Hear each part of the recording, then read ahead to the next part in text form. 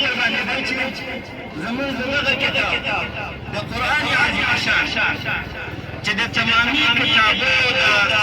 کتابو ناسخ کتاب دی او پر محمد عربي صلی الله علیه وسلم باندې نازل شوی دی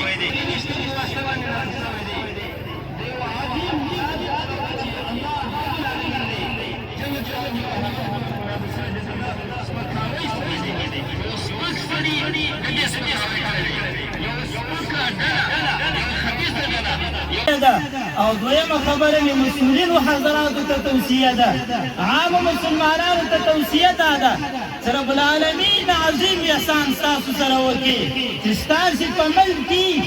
نن الحمدلله تاسو علی الاعلان د یو کفري ملک هغه بیرغ را اخي ورته اچوي داسې یو حالت دلته تېر شو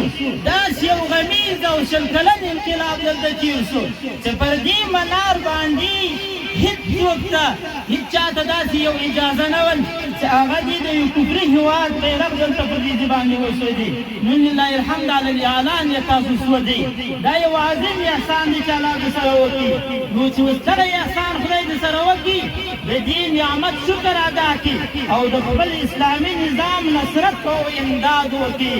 او که چیرې دا ونه کړي نو بیا رب العالمین درته وایي لئن شکرتم لازیدنکم ولئن کفرتم من عذابی لشدید زما د نعمت شکر ادا کړي زه به نور دغه نعمت ورته آزاد کړم درته زیات به کړم دغه نظام به رب العالمین ورته ته نور ښایسته کړي ته به پکښې وساسي ژوند به دې پکښې وساسي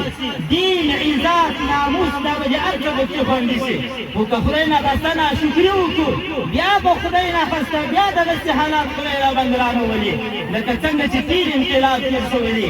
معززو مؤمنانو